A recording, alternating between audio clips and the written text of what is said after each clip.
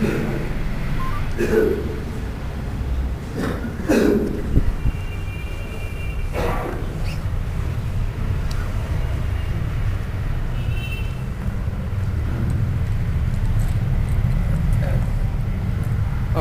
بالله من الشيطان الرجيم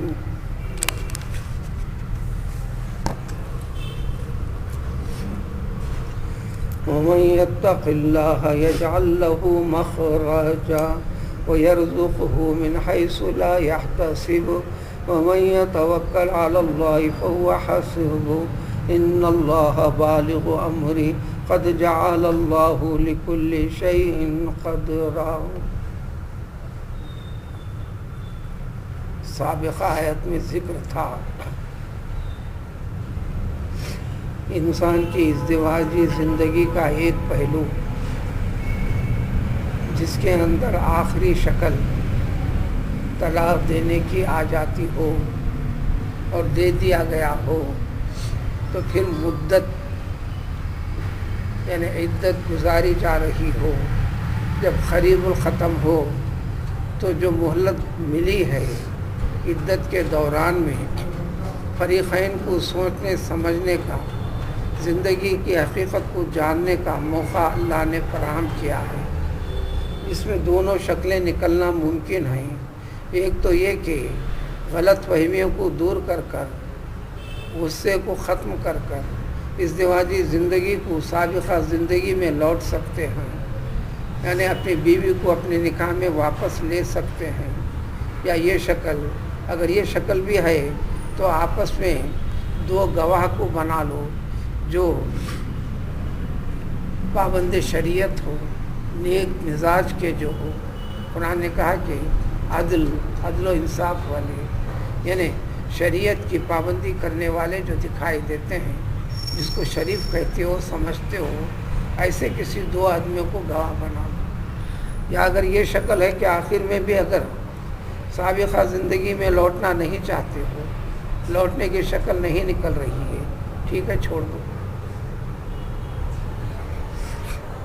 شرعی طریقے سے چھوڑو، احکام خداوندی کو ملحوظ رکھو، نفس کو درمیان میں مت لاؤ، ایک دوسرے کو نقصان پہنچانے کی کوشش مت کرو۔ ایسی صورت میں بھی دو گواہ کو ٹھہرا دو تاکہ کل کے دن کوئی مسائل اگر پیش آتے ہوں تو ایسی صورت میں معاملہ آسانی سے حل ہو۔ اختلافات، تلخیاں، نفرت کو اسلام ہر پہلو میں، ہر معاملے میں ختم کرنے کی کوشش کرتا ہے۔ جب یہ معاملہ ہو گیا، اب مسائل دونوں کے لیے بھی پیدا ہوئے، چھوڑنے والے کے لیے بھی مسئلہ پیدا ہوا کہ جو ازدواجی زندگی کا ساتھی تھا وہ نکل گیا، جس کو چھوڑا گیا ہے اس کے لیے بھی مسائل پیدا ہوئے کہ پھر اس کی دوسری شادی کا مسئلہ، پھر اس کی زندگی، اس کے خیالات کے موافق اس کو ملنے کا مسئلہ۔ اب تک اس کے لیے مسائل کھانے کے، رہنے کے، پینے کے شوہر کے ذمے تھے، اب مسائل اس کے لیے اپنے خود اس کے سر پر آ گئے۔ یہ جیسے چند مسائل اس ضمن میں اللہ تعالیٰ نے اس ارشاد کو فرمایا، ضمن یہ ہے، لیکن زندگی کا ہر پہلو اس سے جڑا ہوا ہے۔ انسان کی زندگی کا، ازدواجی زندگی سے ہٹ کر بھی سارے مسائل کا پہلو جڑا ہوا ہے۔ اس میں قید کلیہ کو ذکر فرماتے ہیں، پھر اس کے بعد مسائل آگے پھر جاری فرماتے ہیں۔ وَمَن يَتَّقِ اللَّهَ، جو اللہ تعالیٰ سے ڈرے گا، ڈرنا بمانے جو اللہ تعالیٰ کی نافرمانی نہیں کرے گا، گناہ نہیں کرے گا، یعنی احکام خداوندی کی تعمیر زندگی کے کسی بھی پہلو میں، بن جملہ اس پہلو میں بھی، ازدواجی زندگی کے پہلو میں بھی، جو احکام خداوندی کے مطابق اپنی زندگی کو باقی رکھنا اور چھوڑنا ہے تو احکام خداوندی کے مطابق اختیار کرنا ہے، تو احکام خداوندی کے مطابق اس میں ذرا بھی خلاف کرنا یہ خلاف تقویٰ ہے۔ اصل تقوی کے معنی بچنے کے، جب اللہ تعالیٰ کی طرف اس کا جوڑ ہو جاتا ہے تو اللہ کی نافرمانی سے بچنا، اللہ کے حکم کی خلاف ورزی سے بچنا، اس کے بتائے ہوئے طور طریقے پر عمل کرنا، اس کے خلاف چلنے سے، اس کے خلاف اپنی طرف سے ہونے سے اپنے آپ کو بچائے رکھنا۔ یہ کیفیت زندگی کے کسی بھی پہلو میں کر لیتا ہے تو اللہ تعالیٰ کا وعدہ ہے اس شخص کے لیے یجعل لہ مخرجا، اس کو ہر مصیبت، ہر ضرورت، ہر آفت، ہر پیچیدہ مسائل جو زندگی میں ہوں گے یا جس معاملے میں چل رہا ہے اس سے نکلنے کی راہیں اللہ تعالیٰ نکال دیتے ہیں۔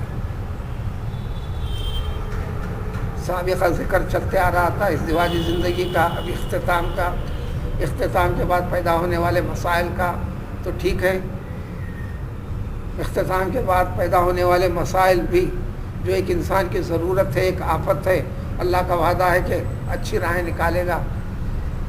چھوڑنے والے کو اگر اس اصول کے اوپر ہے تو پھر اللہ تعالیٰ اس کے موافق، اس کے ذہن کے مطابق اس کے لیے رشتہ فراہم کرے گا، اور جس کو چھوڑا گیا ہے اس کے موافق اگر وہ اس اصول کے پر باقی ہے تو اللہ تعالیٰ اس کے لیے راہیں نکال دیں گے۔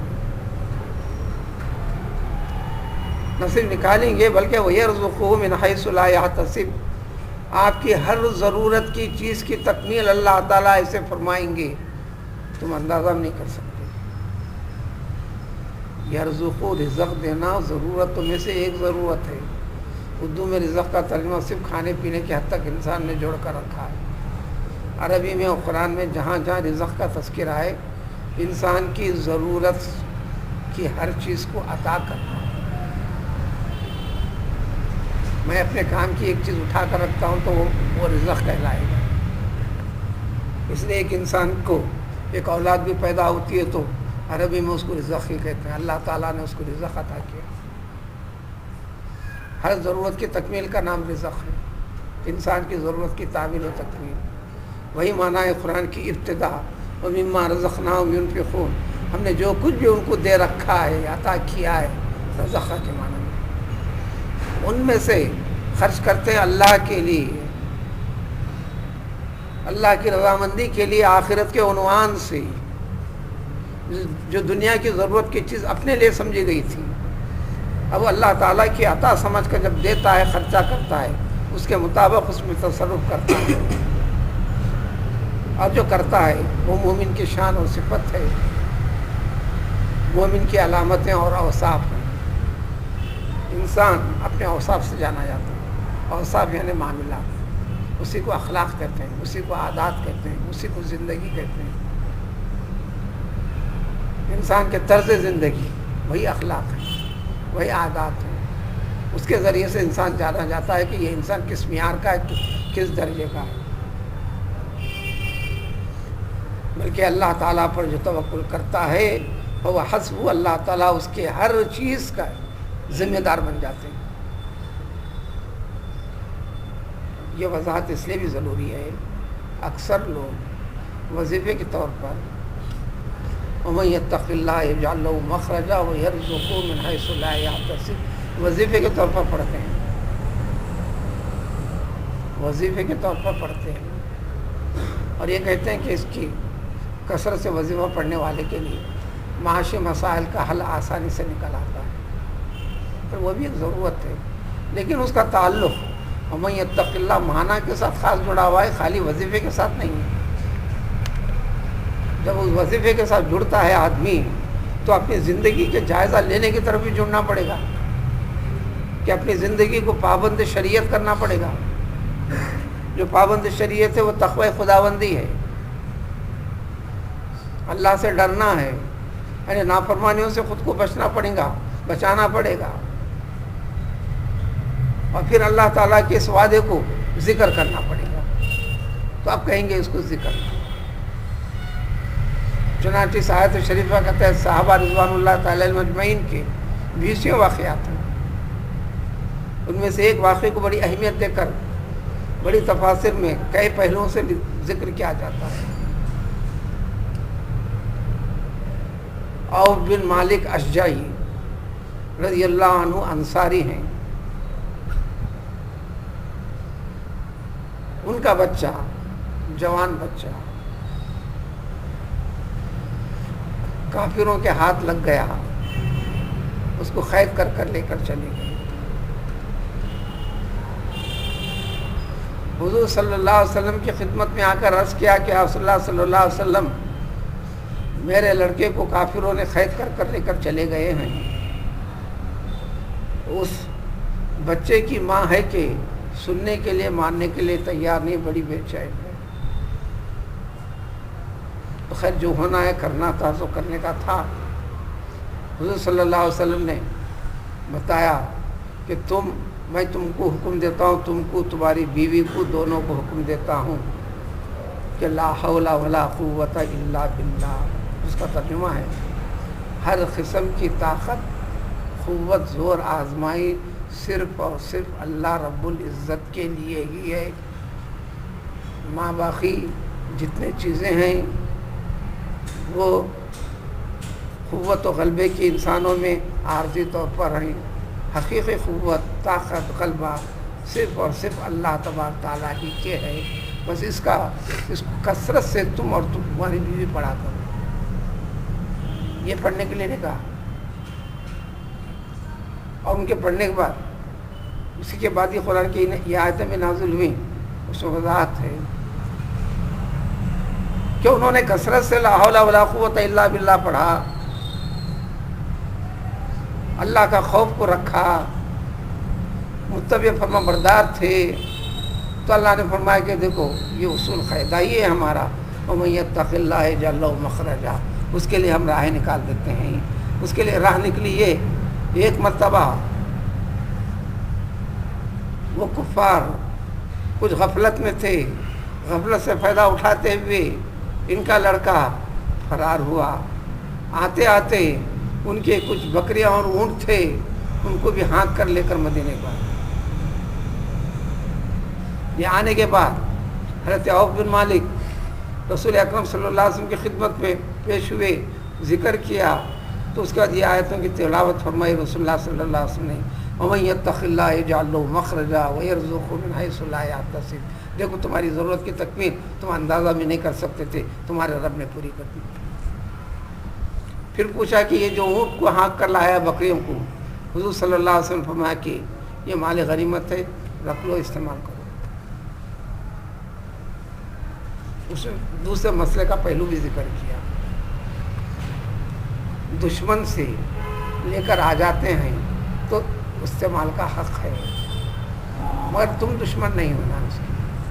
کافر ملک میں تم اجازت کے ساتھ داخل ہوتے ہو, جس کو آج کل کی زندگی میں جو ویزا, پاسپورٹ وغیرہ چیزیں ہیں یہ حکومت کی اجازت سے جاتے ہیں, تو وہاں کی ایک چیز بھی بغیر اجازت کے لانے کی اجازت ہے. یا بغیر اجازت کے تمہارا داخلہ ہوتا ہو یا لے کر چلے جاتے ہو کوئی, اب واپس میں آپ لے کر آ جاتے ہوں تو آپ کے لیے جائز ہے, حلال ہے. اس روشنی کے اندر بھی اسی مسائل کی کتابوں میں لکھے ہوئے. پھر اللہ نے فرمایا کہ وَمَن يَتَوَکَّلْ عَلَى اللَّهِ, جو اللہ تعالیٰ پر توکل کرتا ہے. توکل کا مطلب ہے کہ اسباب پورے اختیار کرنا, اسباب اختیار کر پھر اللہ تعالیٰ پر بھروسہ رکھنا اور پورا پکا بھروسہ رکھنا. فَهُوَ حَسْبُهُ, تو اس کی ذمہ داری اللہ تعالیٰ لے لیتے ہیں.